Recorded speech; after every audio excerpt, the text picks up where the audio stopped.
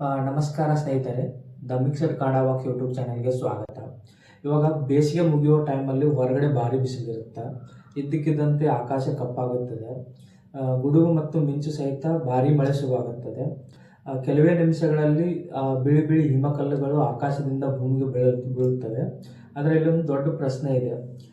ಹೊರಗಡೆ 35ರಿಂದ 40 degree Celsius ಉಷ್ಣಾಂಶ ಇದ್ದಾಗ ಆಕಾಶದಿಂದ ಹಿಮಕಲ್ಲುಗಳು ಹೇಗೆ ಬೀಳುತ್ತವೆ? ಇವು ಎಲ್ಲಿಂದ ಬರುತ್ತದೆ? ಮೋಡದೊಳಗೆ ಯಾವ ರೀತಿಯ ಪ್ರಕ್ರಿಯೆ ನಡೆಯುತ್ತದೆ? ಇಂದು ನಾವು ಆಲಿಕಲ್ಲುಗಳ ಮಳೆ ಹಿಂದಿನ ಅದ್ಭುತ ವಿಜ್ಞಾನ ಬಗ್ಗೆ ತಿಳಿದುಕೊಳ್ಳೋಣ ಈ ವಿಡಿಯೋದಲ್ಲಿ. ಮೊದಲನೆಯದಾಗಿ ಇವಾಗ ಆಲಿಕಲ್ಲು ಎಂದರೆ ಏನು ತಿಳಿಯೋಣ ಬನ್ನಿ. ಸಾಮಾನ್ಯವಾಗಿ ಮಳೆಯ ನೀರು ಹನಿಗಳು ದ್ರವ ರೂಪದಲ್ಲಿ ಭೂಮಿಗೆ ಬೀಳುತ್ತವೆ.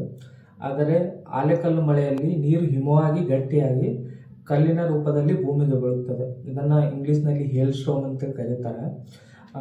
ಆಲಿಕಲ್ಲುಗಳು ಸಣ್ಣ ಬಟಾಣಿ ಗಾತ್ರದಿಂದ ಹಿಡಿದು ದೊಡ್ಡ ಕಿತ್ತಳೆ ಹಣ್ಣಿವರೆಗೂ ಇರಬಹುದು. ಕೆಲವೊಮ್ಮೆ ಇದರ ತೂಕ ಅರ್ಧ ಕೆಜಿಗಿಂತ ಜಾಸ್ತಿ ಕೂಡ ಇರಬಹುದು. ಇವಾಗ ನೋಡೋಣ ಬನ್ನಿ, ಆಲಿಕಲ್ಲು ರೂಪುಗೊಳ್ಳಲು ಯಾವ ಮೋಡ ಬೇಕು? ಆಲಿಕಲ್ಲುಗಳು ಎಲ್ಲ ಮೋಡಗಳಲ್ಲಿ ರೂಪುಗೊಳ್ಳುವುದಿಲ್ಲ. ಇದು ರೂಪುಗೊಳ್ಳಲು ವಿಶೇಷವಾದ ದೊಡ್ಡ ಮೋಡಗಳೇ ಬೇಕು. ಆ ಮೋಡಗಳ ಹೆಸರನ್ನು ಕ್ಯುಮ್ಯುಲೋನಿಂಬಸ್ ಮೋಡ ಅಂತ ಕರೀತಾರೆ.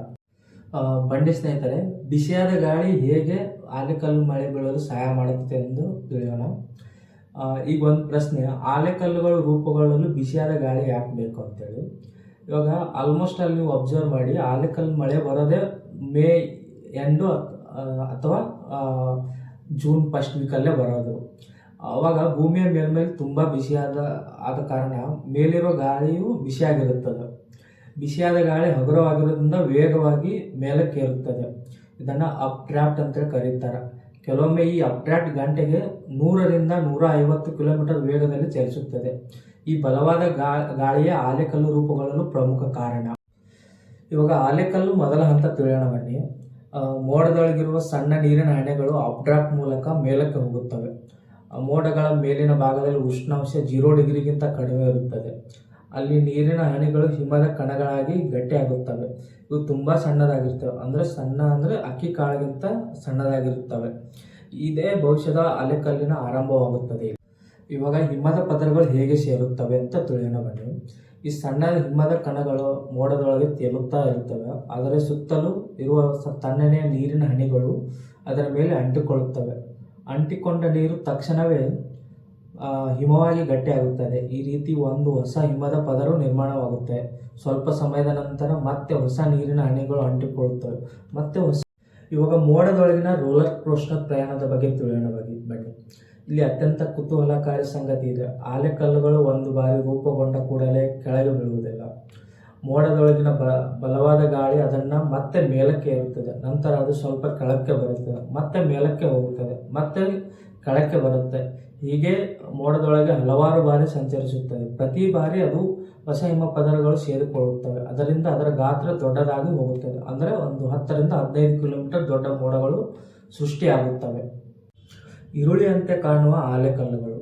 ವಿಜ್ಞಾನಿಗಳು ಒಂದು ಆಲಿಕಲ್ಲನ್ನು ಮಧ್ಯದಲ್ಲಿ ಕತ್ತರಿಸಿ ನೋಡಿದಾಗ ಆಶ್ಚರ್ಯಕರವಾಗಿ ವಿಷಯ ಕಂಡು ಬಂದಿದೆ. ಅದರೊಳಗೆ ಈರುಳ್ಳಿಯ ಪದರಗಳಂತೆ ಹಲವು ಹಿಮದ ಪದರಗಳು ಕಂಡುಬರುತ್ತವೆ.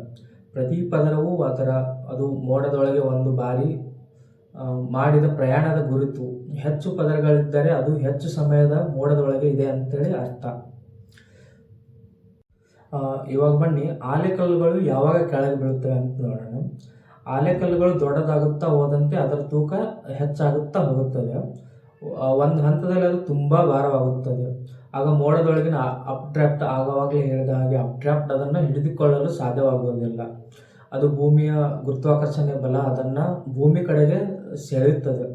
ಆಗ ಅದು ವೇಗವಾಗಿ ಕೆಳಗೆ ಬೀಳುತ್ತದೆ. ಕೆಲವೊಮ್ಮೆ ಈ ದೊಡ್ಡ ಆಲಿಕಲ್ಲುಗಳು ಗಂಟೆಗೆ 100 ಕಿಲೋಮೀಟರ್ ವೇಗಕ್ಕಿಂತಲೂ ಹೆಚ್ಚಾಗಿ ಭೂಮಿಗೆ ಬಂದು ಅಪ್ಪಳಿಸುತ್ತವೆ. ಇವಾಗ ಸಣ್ಣ ಆಲಿಕಲ್ಲುಗಳಿಂದ ಹೆಚ್ಚಿನ ಹಾನಿ ಏನಾಗುವುದಿಲ್ಲ. ಆದರೆ ದೊಡ್ಡ ಆಲಿಕಲ್ಲುಗಳು ಭಾರಿ ಅಪಾಯಕಾರಿಯಾಗಿರ್ತವೆ. ಇವುಗಳಿಂದ ಕೃಷಿ ಬೆಳೆಗಳು ಹಾಳು ಮಾಡ್ಬೋದು, ಕಾರಿನ ಗಾಜುಗಳು ಒಡಿಬೋದು, ಮನೆ ಮೇಲ್ಛಾವಣಿಗಳು ಹಾನಿಯಾಗಬಹುದು, ಪ್ರಾಣಿಗಳು ಮತ್ತು ಮನುಷ್ಯರಿಗೆ ಗಾಯ ಕೂಡ ಉಂಟು ಮಾಡುತ್ತದೆ. ಆದ್ದರಿಂದ ಆಲಿಕಲ್ಲು ಮಳೆ ಬಂದಾಗ ಮನೆಯೊಳಗೆ ಅಥವಾ ಸುರಕ್ಷಿತ ಸ್ಥಳದಲ್ಲಿ ಇರಬೇಕು. ಭಾರತದಲ್ಲಿ ವಿಶೇಷವಾಗಿ ಕರ್ನಾಟಕ, ಮಹಾರಾಷ್ಟ್ರ, ತೆಲಂಗಾಣ, ಮಧ್ಯಪ್ರದೇಶ ಮತ್ತು ಉತ್ತರ ಭಾರತದ ಕೆಲವು ಭಾಗಗಳಲ್ಲಿ ಆಲೆಕಲ್ಲು ಮಳೆ ಸಾಮಾನ್ಯವಾಗಿ ಕಂಡುಬರುತ್ತದೆ.